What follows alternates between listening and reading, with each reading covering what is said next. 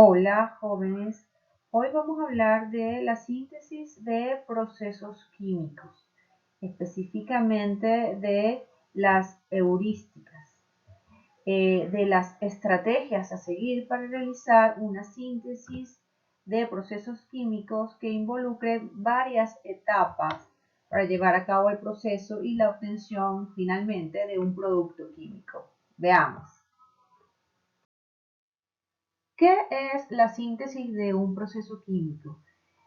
Es un proceso holístico que quiere decir que se utilizan estrategias creativas, decisiones asertivas y resolución de problemas a través de métodos algorítmicos y heurísticos para alcanzar la generación del proceso o la generación de todo lo que involucra la producción a nivel industrial de materiales o reactivos o sí, productos.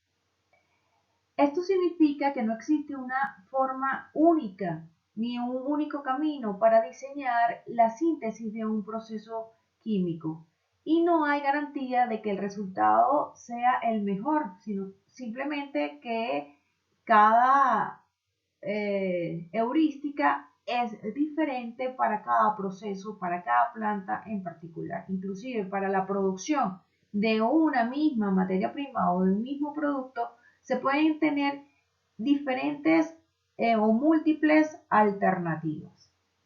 Para esto se requiere del uso un poco de la imaginación, de la libertad de cometer errores y por lo tanto de innovar y cambiar lo que sea necesario para alcanzar la meta propuesta.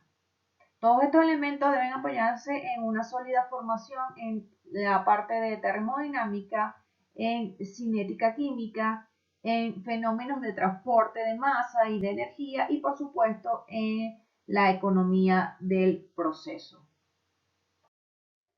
Ahora bien, el proceso heurístico de creación. ¿Qué es el proceso heurístico? ¿Qué son las heurísticas? Las heurísticas son simplemente unas guías basadas en un método inductivo, un método de generación de conocimiento, ¿ok? Un método de hallar conocimiento, de hallar propuestas a soluciones o propuestas a problemas, ¿ok? O soluciones a problemas que sigue el ingeniero o el especialista durante el diseño, operación o mantenimiento de un proceso químico.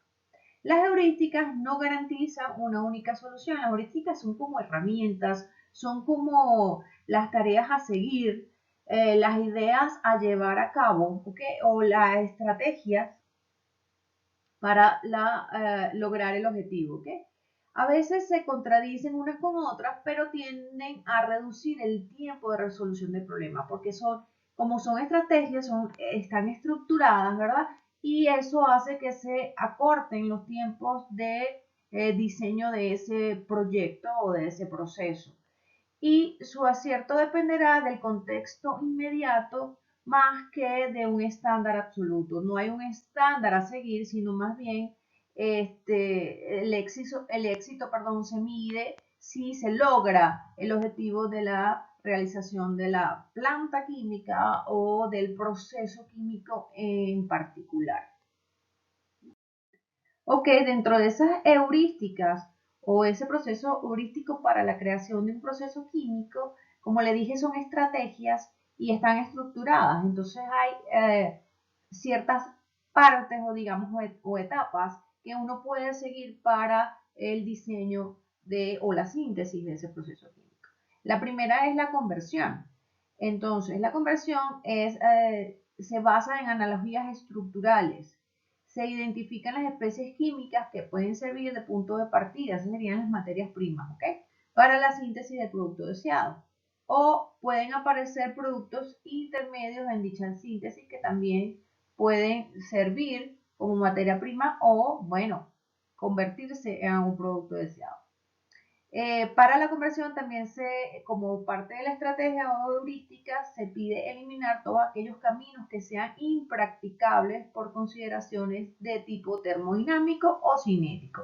O sea, se deben, dentro de esta heurística, se les recomienda que se eliminen aquellas rutas de síntesis que no sean posibles porque termodinámicamente no se van a dar, o porque cinéticamente tampoco, porque son velocidades de reacción demasiado pequeñas, entonces demasiado, casi que en el tiempo no se van a dar.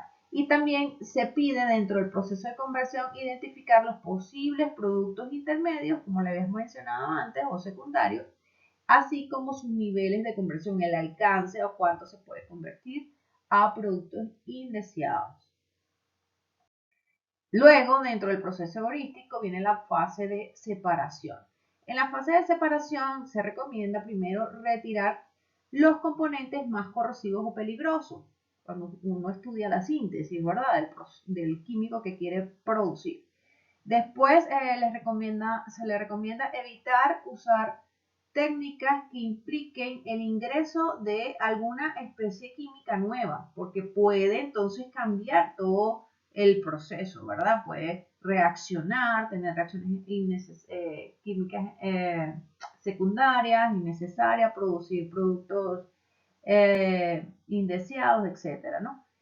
Y si en dado caso esto es inevitable, entonces retire la nueva especie cuanto antes. O sea, se coloca, supongamos que sea, no sé, un inhibidor, un catalizador, se coloca, se deja en el proceso el tiempo que sea necesario para que haga lo que debería hacer y luego se pone una corriente donde salga por alguna manera, se pueda separar de alguna manera. Y también se recomienda en la fase de separación separar lo más fácil primero. Las cosas que sean más fáciles de separar, por ejemplo, cuando tenemos una mezcla, que se produce una mezcla de un sólido y tenemos una corriente líquida, entonces esa es la separación, digamos, una de las separaciones más sencillas, ¿verdad? Luego, si tenemos un componente volátil, entonces se separaría poniendo ahí una columna de destilación para separar ese componente. Entonces, dentro del proceso heurístico de creación de un proceso químico, entonces se sugiere separar primero lo más fácil y luego las más difíciles hacia el final del proceso. Bueno, aquí les hablo un poco más de lo que les decía anteriormente, donde como mecanismo de separación se puede utilizar la destilación como primera opción para separar fluidos cuando requiera de una alta pureza de los productos y por supuesto que haya productos que sean volátiles, ¿no? Si no, no sirve.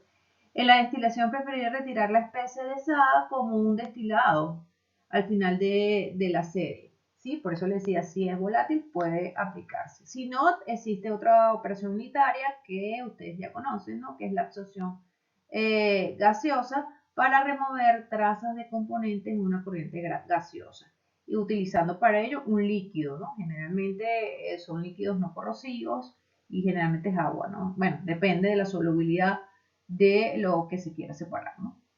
Y use también la cristalización para separar dos sólidos o para purificar un sólido de una matriz líquida, ¿ok? Y hay otros mecanismos que ustedes ya conocen de separación. Otra de las heurísticas o etapas que se deben tomar en cuenta y analizar en el momento de diseñar la síntesis de un proceso químico es el manejo de la energía.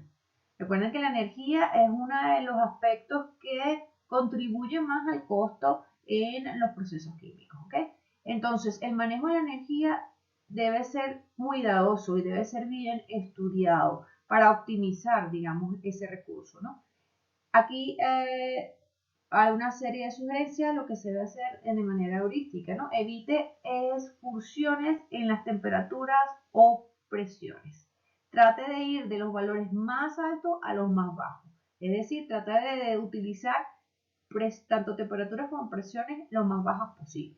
Las corrientes de flujo a altas temperaturas pueden usarse para generar vapor, o sea, se aprovecha el calor que trae una corriente a alta temperatura, se aprovecha ese calor que tiene esa corriente para calentar agua y producir vapor de agua, para también producir trabajo o calefacción. Entonces se aprovechan estas corrientes que salen de alguna operación calientes para calentar otros fluidos que necesitan ser calentados y así esta se enfría a la vez que va calentando otro fluido.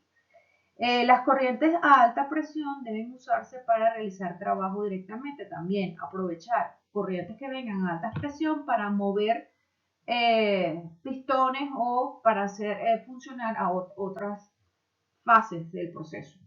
Y la calefacción o disipación de calor debe realizarse preferiblemente con los fluidos del proceso, lo que decíamos anteriormente, con los mismos fluidos del proceso, tratar de hacer la calefacción o la disipación de calor aprovechando esa temperatura que ya traen esos otros fluidos. Y finalmente, otra heurística importante a tomar en cuenta en el diseño del proceso químico es el transporte de los fluidos o el manejo de los materiales, mejor dicho. El transporte del fluido debe hacerse en cascada de presiones, porque justamente uno va de mayor a menor presión para que esa presión que ya tiene el fluido sea como la fuerza impulsora para el movimiento y el transporte del mismo. En lo posible debe evitarse el transporte de materiales en más de una fase, es decir, en fase líquida, fase gaseosa y fase sólida a la vez. Y en los casos que el transporte de materiales requiera la coexistencia de dos o más fases por un tramo del trayecto, la segregación de la fase, o sea, la separación, debe hacerse lo más pronto que se pueda, porque si no, el sistema se complica y sería menos óptimo, ¿okay? Sería más costoso. Y bueno, y al final no se tienen los resultados esperados, puede haber mezcla, o sea, es todo un paquete. Es mejor separarlos por fases, los líquidos por un lado, los sólidos por otro lado y los gases por otro lado, que tratar de transportarlos todos a la vez. Bueno, este es algo de bibliografía que me pareció interesante incluir.